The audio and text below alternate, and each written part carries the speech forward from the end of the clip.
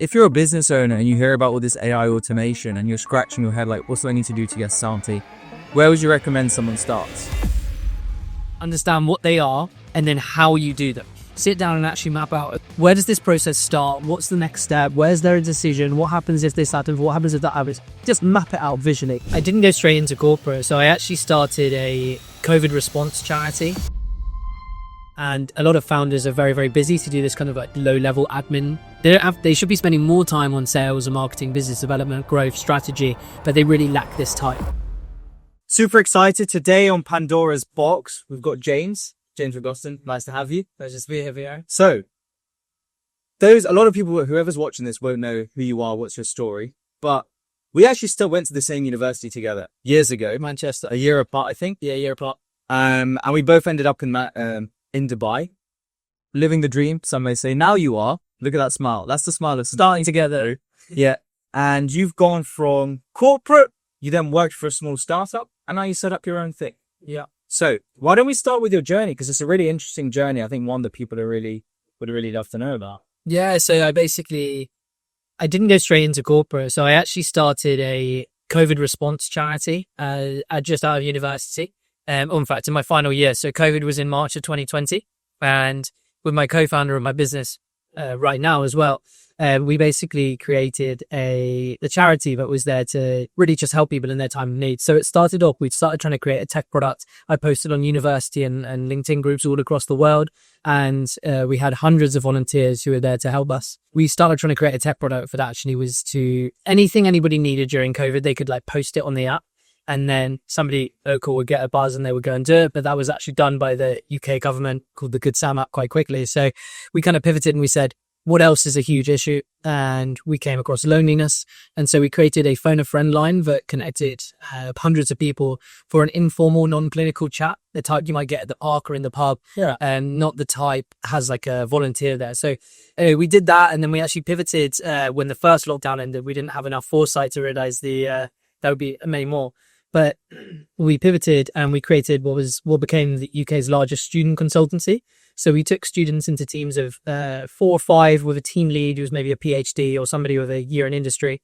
And we worked with charities to understand their strategic needs, broke it down into clear deliverables that could be done over 6 to 8 weeks and then let the students go and do it. So that did over 90 projects across 3 years. And that was kind of my real taste of entrepreneurship. I was doing cool things, like obviously leading a team, building it, speaking on BBC. Then I went to go and work in management consulting. But was that a choice to go into management consulting? What was the thought process? No, so when I was in Manchester, it was funny. I remember there was this time on a bus where people around me in my year were coming out the economics lecture and they were like, oh yeah, have you applied to this grad scheme? Have you applied to that grad scheme? And I just remember thinking, because I've always known that I wanted to be an entrepreneur. Yeah. Like genuinely always known. And I just remember thinking, oh, that sounds awful. So I've never even considered applying to any consultancies or anything. But because I'd started this management consultancy for students, there was this fast growing one in the UK. And I thought I might as well apply for it. Sure. Managed to get in 2 weeks and then did that. But it was just, I hated it, especially coming from, I wasn't earning a load of money because it was charity. Yeah. But coming from that and doing something that was really exciting to then I'm spending 16 hours a day on PowerPoint and Excel just really didn't excite me. Do these slides. Yeah, exactly. It's a joke. It was crazy because, it did give me some good business acumen, but at the same time, it was quite dull work and it was very hierarchical. I didn't find that there was enough kind of like room to breathe or come up with my own ideas and things like that. Then I left that, got a job in sales. Being honest, I kind of half-assed a ed tech startup, just wasn't really the right time, wasn't the right motivation. That kind of stopped. I was just working in this job in sales in London and I thought, I need to get out because I've had this experience growing the charity and like feeling what it means to be an entrepreneur. But I wasn't doing that in London, nor did I think I would be able to. So I'd never been to Dubai. I didn't know anyone here, but I packed up my bags and moved over. It was weird because I never really thought, Dubai is like the place I have to be. Yeah. It was more just when I was thinking of somewhere to get out of London, I was like, well, I need to earn money. Yeah. I need to surround myself with other entrepreneurs. Yeah. And I know that the sun is so important on my mental health. If I wake up and I'm just in the sun, it's so much better. So moved here, but had the job obviously. But the idea was I start my own business as soon as possible. At the beginning of 2023, I started focusing on two in particular. One was Startly, which is my AI recruitment SaaS, which is still going. And then YP Club, which we grew, which is a private members club for professionals and entrepreneurs in between the age of 20 and 40 in the UAE. Before I joined, it was just a community. I joined as the COO. Myself and Cameron and Ben, it was the CEO, the CMO. We grew it to 800 members within 18 months. But it was an interesting one because it was in September last year. And I remember thinking it was so exciting when we were going through August and September as massive scale phases. But I was feeling quite flat. And I was like, why do I feel quite flat? So I did a lot of introspection and I realized I think the whole reason I always wanted to be an entrepreneur was have complete autonomy over my life, over my finances, my geography, over my time. And I just came to this realization that even though I was a business partner and I was vesting a decent amount of shares and they would probably be worth a few million if things could go the same way, I was like, well, I have to then commit to living 5 years of my life, which are prime years in late 20s, 27. I have to commit to spending 27 to 32 not being fulfilled completely. And as soon as I came to that realization, I basically within 2 weeks told my business partner, who's still a very good friend of mine, Cam, but I was going to be leaving, and then started Article Execution, which is current business I'm focusing on and I'm scaling. And it's a AI automation agency. We're planning to become the biggest AI automation agency, at least West Halls. I think it's a deep operational and process understanding. So if you look at AI automations, and I'm sure a lot of people will resonate with this, there's just so many tools out there, like AI tools. Should we take it back a notch? Yeah. Because someone might be listening to this, have no idea what AI automation is. Yeah. It's just like buzzwords. So buzzwords and then another buzzword. So if we like really boil it down and we do kind of like explain it like on 5. Yeah. What would that be? So you've got, I guess, 2 words for make up the phrase AI automation. Yeah. You've got AI and you've got automation. So if we start with AI, artificial intelligence, I think that's what a lot of people are using. Most people listening hopefully would have at least tried ChatGPT. And so the idea is that with AI, you've got something that you could put in messages or requests to, or prompts they're called, and then you'll get an output. It's kind of similar to how a human would. Sure. Of course, this is kind of online right now. So it's like an online robot that can like research things for you. It's a robot employee. Exactly. It's a robot employee that can research things for you. But this is where the limitation is with AI. It's kind of like, it's like a Google search on steroids, right? That's what ChatGPT and Claude and Gemini, if people know those are. It's Google that can be very predictive as to what is the best output. And also remember the history of the chat. Whereas Google, you Google something and then you Google another thing and it has no record for sure. Or at least from your perspective, it has no record of the previous thing you've asked it. Whereas of course, AI kind of has that memory mechanism in where it can remember what you've just said. So that's the kind of AI part, like it's able to, in a sense, like reason, I wouldn't say think, but reason about the answer that it's giving you and therefore come up with very calculated, high quality outputs, just like a human would if you gave them a task for asking to think about something. Yeah. The second word is, of course, automation. So automations have been around for a long, long time.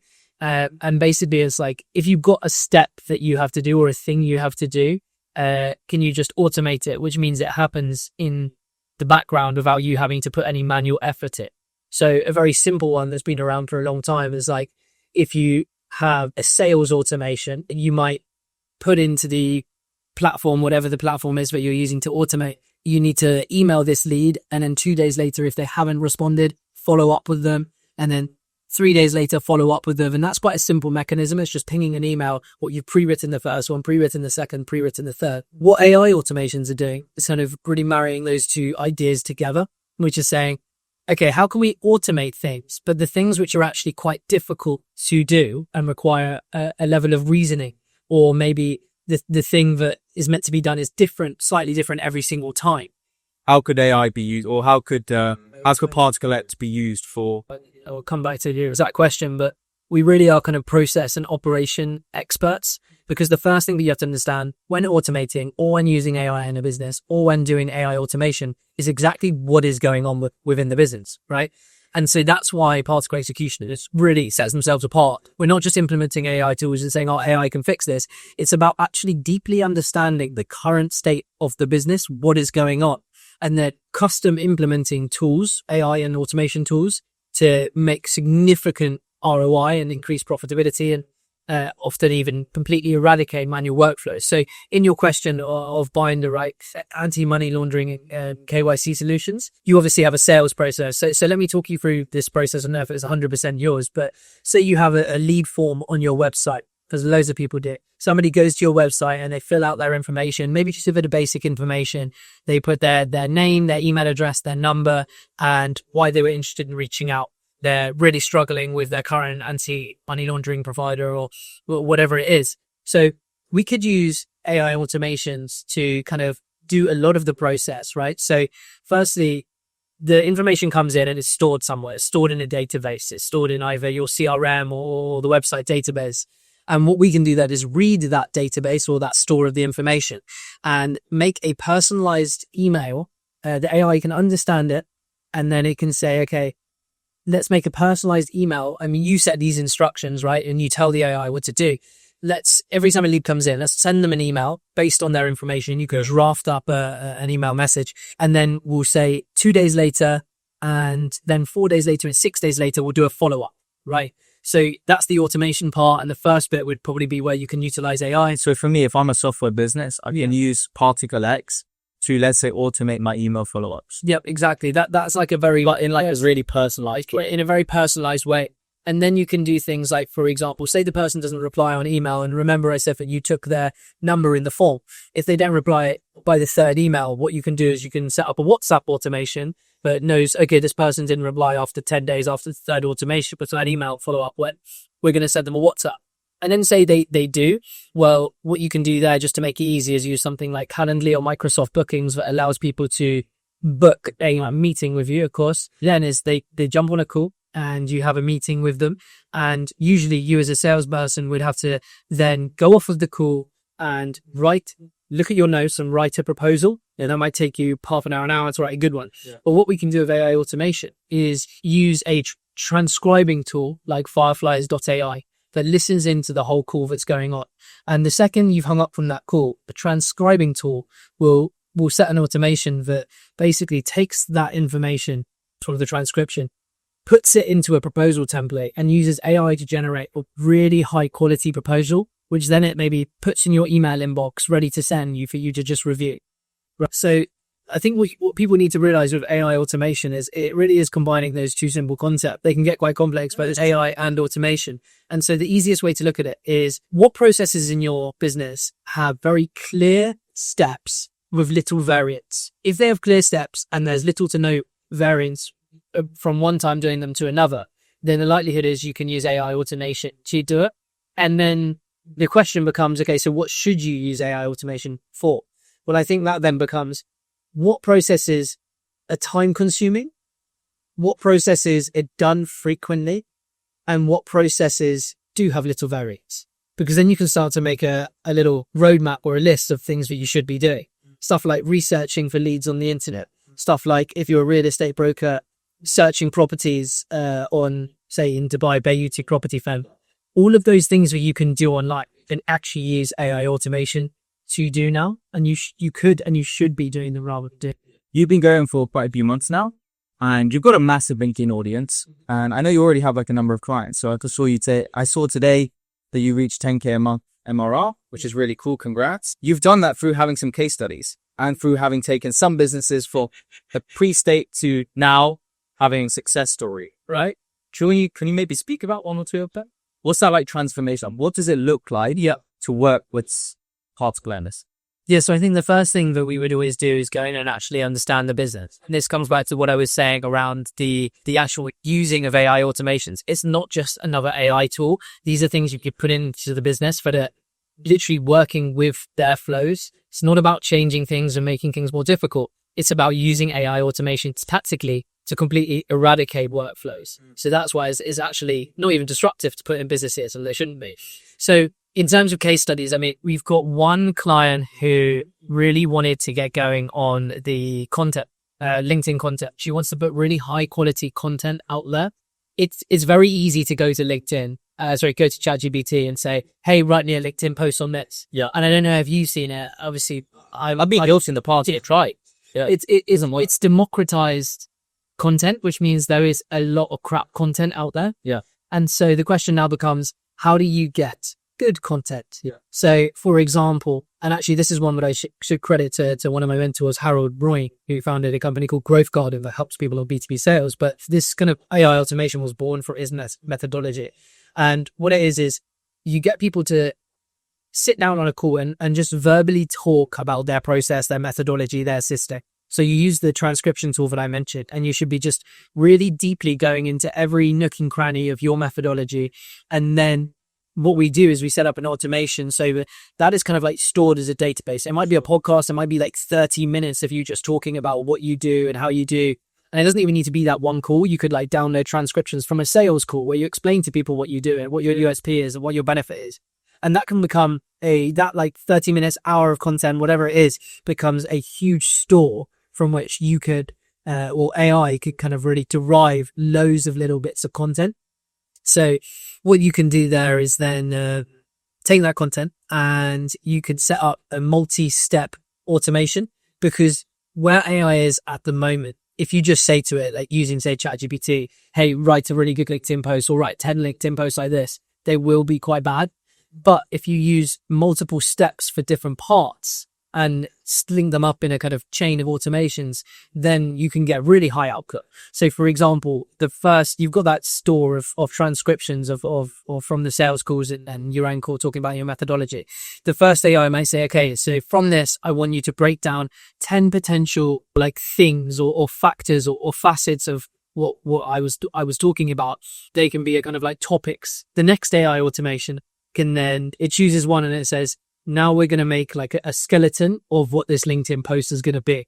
Okay, now the next one is going to ask 10 plus questions that can help you really embellish this one piece of content, right? So either you could set it up to get AI to just fill in those 10 questions, but if you just want to add your own personal flavor in, then it's better if you answer them, put it back in, and they'll say, okay, great, here's the next output. And then maybe there's a different AI that will say, okay, we're going to make this one is dedicated to making sure that it's in the style and tone that you typically use as a person on your social media. Execution can do is you can give it like a recording or like a database of some of the content that you've given, right? I've written. You have people doing this right now. And in the back end, what it does, it gets all this content, puts it into it does like multiple different AI steps in the background. And what it spits out is actually high quality, like content on LinkedIn that sounds like what the person said, because it actually really comes from what the person said originally. That's really what it does. Exactly. But it's not just once. I think the key point is here, you can get loads and loads and loads of pieces of content, because you could, as a human, go and use ChatGPT every time to do it. But as I just described, it's actually recording it, identifying first version, filling in questions, making it better, making it sound in your own tone, and then you get the finished output. Yeah. Whereas once you've set that up once, you can just maybe press a button and say, okay, what's today's post going to be? Very high quality, because it's gone through that exact process you would as a human to get that. What really excites you about this phase? I think it's the fact that we are still so early in the AI revolution, especially when it comes to AI automations. As I said, I think ChatGPT has had over 1 billion users now, still by no means a majority. But a lot of businesses are using AI. But when it comes to like AI automations and AI agents, which are kind of a step on from AI automations, that AI automations which are able to iteratively improve themselves based on analyzing how good the alpha was given the situation, to also make decisions and do things autonomously. But this whole space is just so early, and it's unprecedented in terms of how big the market is. It's the fastest growing market in the world ever. It's expected around 35 to 40% compound annual growth rate over the next 7 years, which is just insanely big. Which kind of means, by some measures, if you would just start a business and stay at the same size, you would grow by 40% each year if you just had to say what client went with the market average of what they'd be. So there's a lot of opportunity, and I think there's also a lot of opportunity for education because it is so early. I think because it builds connection with your audience, and it allows people to actually know who you are, because in this day and age, I mean, founder-led marketing is used by everyone. Meta, for example, one of the biggest companies in the world, nudged the impact of growing a personal brand and founder-led marketing can be. And so I quite like teaching people. I quite like speaking to people, explaining things and educating them. It's an absolute no-brainer, right? Because it just is so much benefit for businesses. And that's why one of the reasons why we created this AI automation, this content automation for this business owner, because people see your content. Most people would see your content. Say I've got 17,000 followers on LinkedIn. All of them would have clicked on my profile at one point when they had to send me a connection request, right? None of them would have, sorry, a very slim majority would have actually met me in person or had a sales call with me. But all of them would have come into contact with the content I put out or the brand that I put out. So one-to-many activity, just like this podcast. We're filming this. You get 1 hour with me. Yeah. And off the back of it, you get content that's going to be shown to probably hundreds of thousands of people. What I think is really interesting too, and I think what people forget is, because I actually sat and meditated for this in a sense, with 2025 now, let's say 20 years ago, how would you get in front of 100,000 people? See, there are high barriers to entry. Yeah. Whereas now, the barrier to entry is super low. And yeah, a lot of people who are watching this, everyone knows they need to develop a personal brand. Yeah. And still no one's doing it. Yeah. It's also crazy. And it's cool that AI can maybe help some people 100% with this and take off some of that burden. Because some people are like, oh, it's something I know I need to do, but it's so much effort. Imagine there was something out there that could actually help me with 80% of it. That's exactly what Path Collects could do. Exactly, because it's not enough to go out there, as we discussed, and just say, hey, write me a post on this. You will set yourself back. But just by being a bit tactful, learning a little bit about prompting and how to create good output with AI, you'll produce high quality output and save yourself 80% of the time. I think a few people probably know who follow you on LinkedIn, that you and Romy are together. And you both like have your own businesses, which is really cool. Yep. But there's a lot of people probably watching that. Like, how do these guys do it? How do you actually manage a relationship whilst working so many hours? Because that's what you need to do. Yeah, well, I think the first thing, if you take a step back, is just get super clear on what your priorities are. And for me, there's really 3 things that I care about at the moment, which is Romy, spending time with her, quality time with her, having a good life with her, because we'll want to spend the rest of our lives to her. Business, of course, and exercise. And so when you actually sit down and work out what are the things that are genuinely important to you, then you can saying kind of no to everything else in a sense. I rarely go out for like drinks with boys or anything. Of course, I do have friends here I go out with, but I try and marry it up with one of those things. Sure. Me and you are going to go to the gym, talking about podcasts, or like I go out with Romy and our friends. Do you know what I mean? So I think that's it. Like figuring out what's really, really important to you and then structuring your life around that. So my days are either working, gymming, or spending time with Romy. So then it becomes a question of how can I make sure that I've got a very good relationship when I am working so much? I think it's like having very distinct time, which is high quality time. So for example, most Thursday evenings, and then every Thursday evening and Saturday after midday, I just spend time with Romy, kind of whatever we and her want to do. And then I work Sunday, I work Saturday morning, I work quite long hours on Monday, Tuesday, Wednesday. And then Thursday, if I feel like I need a rest, spending time with Romy is needed, then of course I'll spend time with her. I'm not going and like working loads and then like meeting loads of people at the pub and not spending any time with her. It's either working or it's with her. And then of course there's the other benefit, which is we're both quite sporty and we're into the gym. So like we've gone on 2 runs this week. And that's just like nice doing activities like that. Sure. So I think as long as you segment out proper quality time, and then also find a way to combine the things that are important to you so you can spend even more time together. That's true. And we're both entrepreneurs. We go to cafes and work together and stuff. Maybe have lunch or at the cafe. It actually becomes easy. Just about prioritization. It's just high leverage that way. But maybe if people maybe that's a weird way to think about it. But it's true though, because you're getting more out of your time. I do it in the same way. Like, I network and I meet with a lot of people, but I don't just hang out with them and just sit there. I haven't drunk for 5 years. Yeah. I don't go to the club or anything like that. But if I'm meeting people, I'm either like, come to a networking event with me where I know I can need my ICP. Yeah. Or let's go to the gym together. Yeah. Or let's do a podcast together. Yeah. Or let's go for a run together. I'm like, try and marry them things. Or for me, actually, I love doing charity work. So I'm like, come do some charity work. Because it's like win-win both forever, right? Also, this is random, but the reason I also like doing charity work and marrying with friends is I can tell, it sounds weird, but I can tell who actually cares about people in general and who's just like put in it for themselves. Yeah. If you're a business owner and you hear about all this AI automation and you're scratching your head like, what do I need to do to get started? Where would you recommend someone starts? The YouTube video I don't post it. It's just that workout.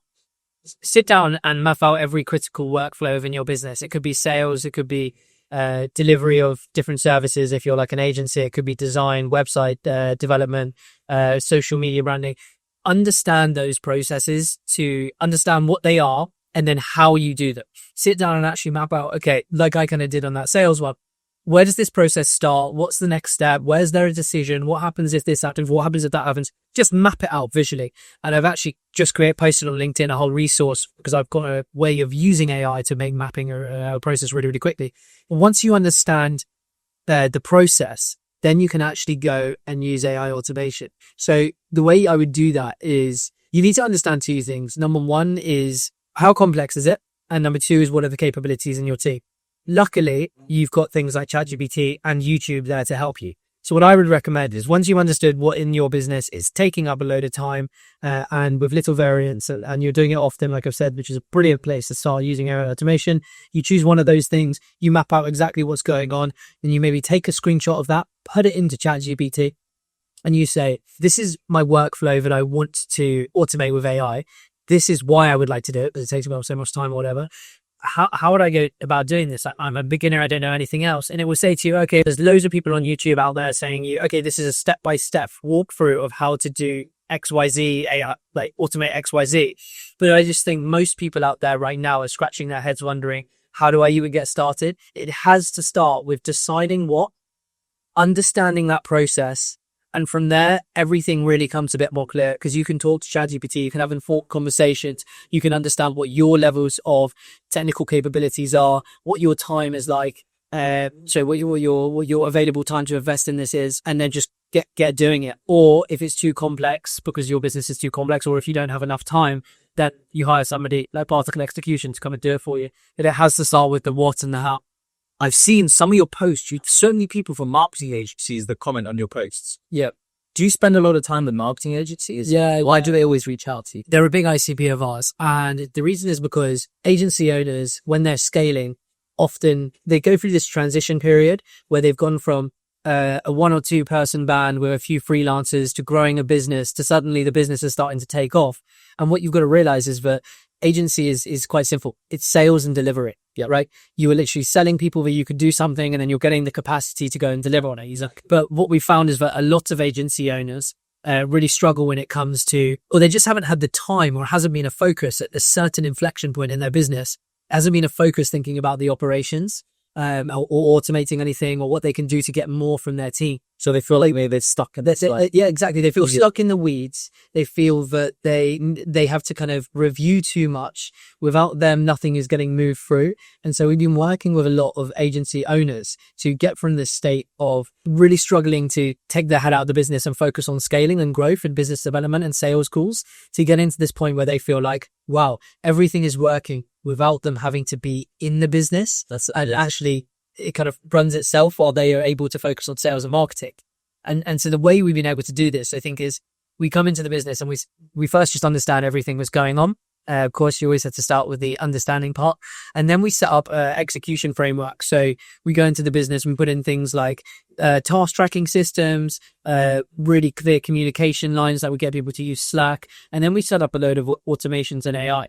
So stuff like, for example, a contract might come through from a new client and the founder uploads it somewhere. We get AI to analyze the contract. And then what it does is it assigns tasks to the relevant people because the AI has a database of who does what. Yeah. It assigns them to relevant people or the different tasks and gives them the timeline for it, which was in the contract. So that's just like one example of an AI automation, but you can imagine it from the founder's perspective. Previously, they had to do this all manually themselves, put it in some task tracking system or maybe email their team members.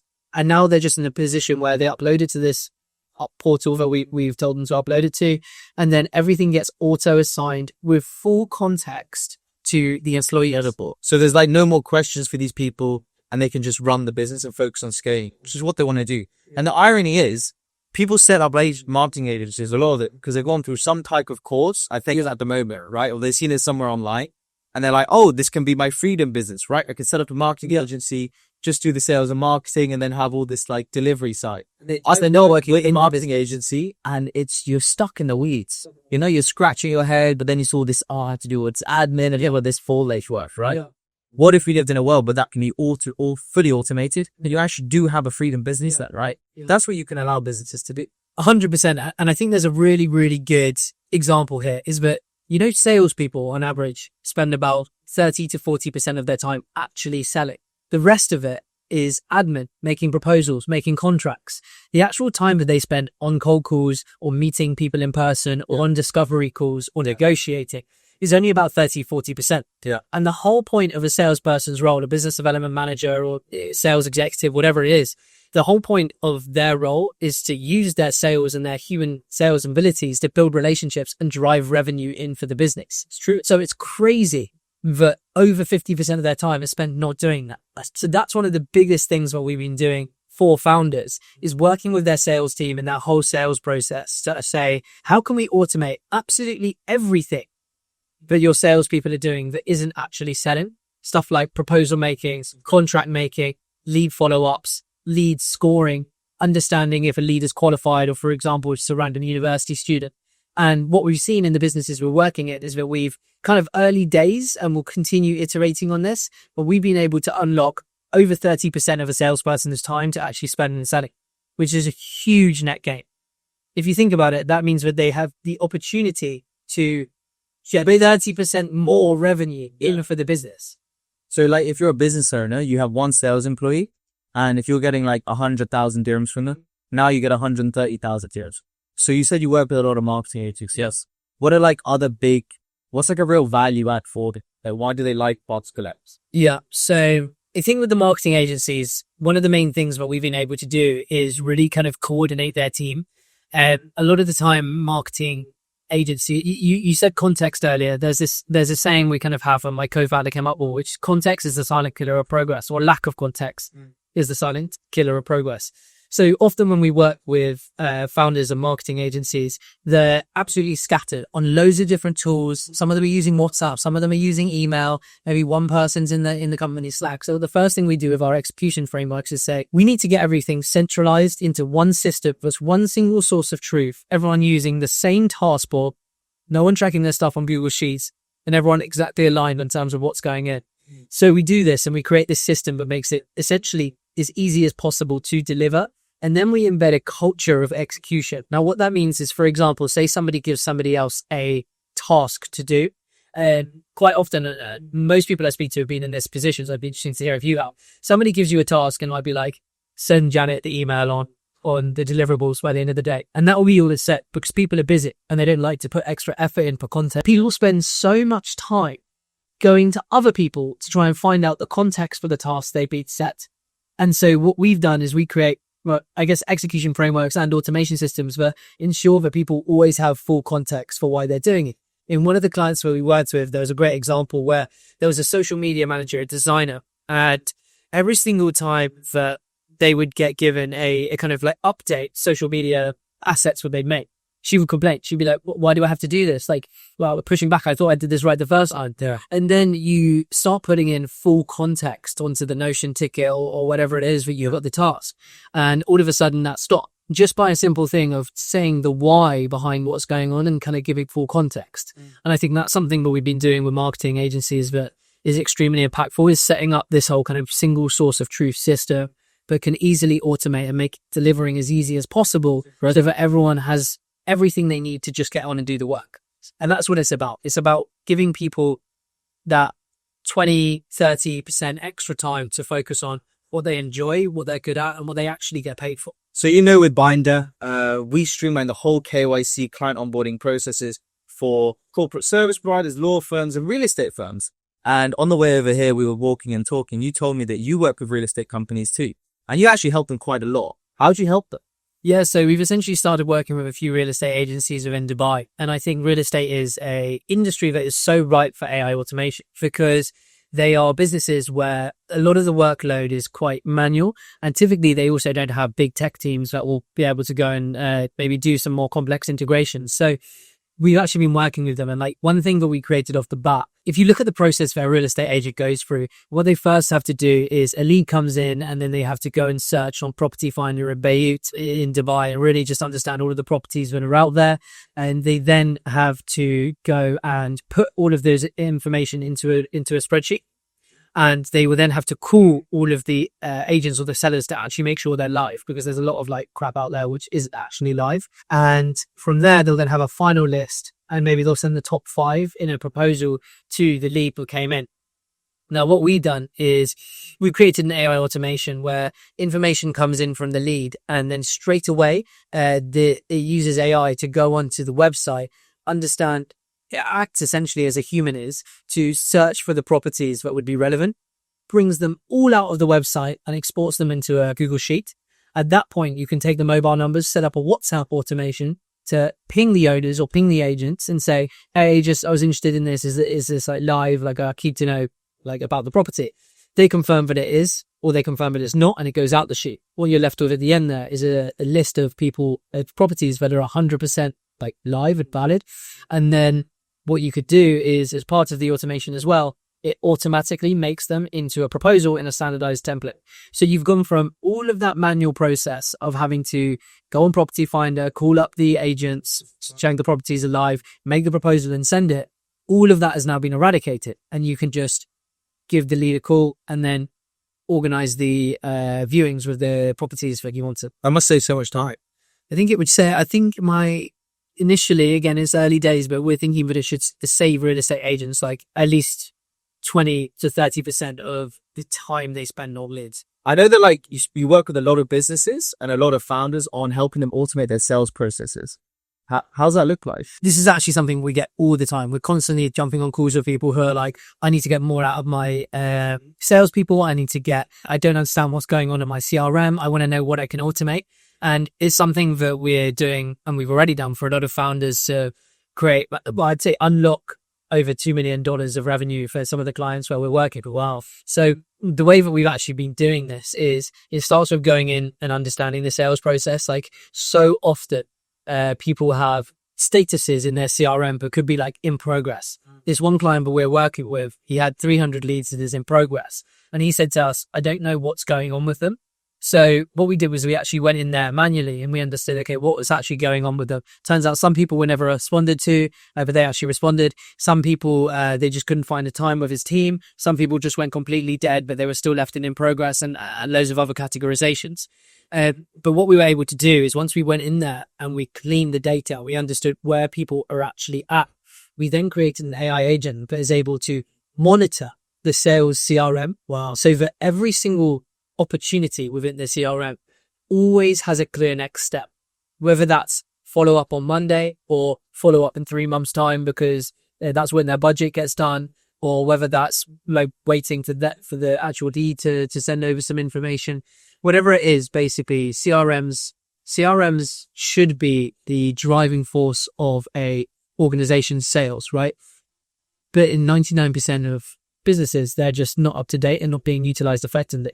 With AI automation, you can have something that sits in there and make sure that you have actual, correct and accurate and actionable steps for every single lead and opportunity that you have. Should really unlock millions and millions of dollars for other business. I've seen a lot online about chatbots, but I actually have no idea what it is. Yeah. Can you explain it and then tell me also how does it actually help a business? Yeah, sure. So chatbots, we get a load of people coming to us saying that they've got, for example, a load of customer queries or a load of questions about their product or services. And it's obviously a massive drain on resources and on the team for everyone to be replying to them. And often in most cases, they just don't have the capabilities, which obviously means that the customer is more unhappy or less likely to actually sign with them in the first place. So what we're doing around AI chatbots is we can take a business's knowledge base as well as external factors. So, for example, we could take mortgage companies' information on mortgages and the processes they run, as well as the UAE's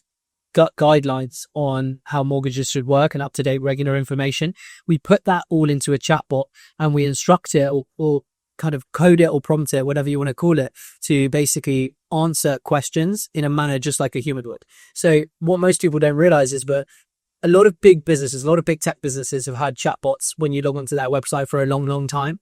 It's actually quite cost effective. It's extremely cost effective for a lot of businesses to get it, but also quite simple and quick to set up. So all you need is some data to put there, and then we can instruct the AI to actually answer these queries. Wow. And again, so you just set up chatbots really quickly. You can set them up really, really quickly. They can answer queries just like a human would over the phone. I know a lot of people have got this stigma with chatbots that they are very unhelpful. People just want to speak to a human.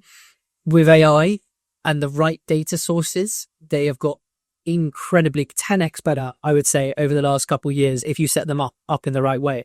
And what that means is so much time saved for your employees or you, and much more happy customers who can get answers straight away. It's incredible.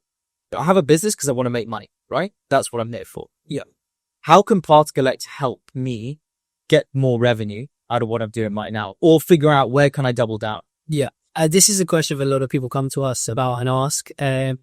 Often businesses will develop tech agencies, for example, marketing agencies. They might diversify as time goes on because they start as like a design agency, but then somebody asks them for ads, somebody else asks them for social media. But it's really, really important to understand what is the revenue that you're getting, or the profit that you're getting, profit and revenue per hour that you're putting into the business. So what we allow people to do with really clear task tracking and execution frameworks is understand how much time is put in to get X amount of revenue. And then what you can do is start to compare all of the different services against how much profit and revenue and time they're taking. Once you've got this set up with some automations that can make it into a really nice chart for you to view as like a manager or a founder, you can start to understand, okay, well, I'm getting $1,000 per hour from this design work, but I'm getting $2,000 per hour from this social media work. And it can be so clear for you to see when you base it in the kind of effort and time put in. Whereas if you just see it on a spreadsheet, if you just see, okay, I'm getting social media, I've got 5 of these clients, there must be more. It's not clear for you to see. But if you actually set up the systems and the frameworks and the automations that can allow you to understand how much time and effort you're putting in, you can get a really clear idea of where you should be doubling down. Because the insight from there could be, okay, well, I'm actually going to stop social media outreach. I'm going to double down on my website development now. So it can actually show you where you need to focus on in your business to grow. It might be the case, and we've had this with some companies that we've worked with, that you just stop some of the services you're running. Because if we can help you automate your sales and outreach and content around this particular service, and you know this is getting you per hour 2x more and is actually quicker to deliver, and maybe doesn't have as many back and forth with the client, you should be doubling down there. It's like you say, I've also seen online, because I've been doing it here myself, that it can be used for like personal assistance. That I like. Then Parts Collect help with that. Yeah. So this is something that we've actually recently launched, and it's quite a cool concept. So if you think about what a personal assistant does, they can often manage your calendar, they can send emails for you, they can retrieve documents for you. And a lot of founders are very, very busy to do this kind of like low-level admin. They should be spending more time on sales and marketing, business development, growth, strategy, but they really lack this type. And with a couple, we've only beta tested it so far, and we're launching fully hopefully next month. But what we've done is we've created AI agents or AI automations, which are essentially acting as personal assistants. Now, people can speak to these on WhatsApp or on Telegram or on Slack, whatever the tool is or the interface is of choice. And they can actually ask it, can you go and check my diary? Tell me when I'm free on Friday. And it will say, okay, you're actually free for 2 p.m. to 3 p.m. and 11 a.m. to 12 p.m.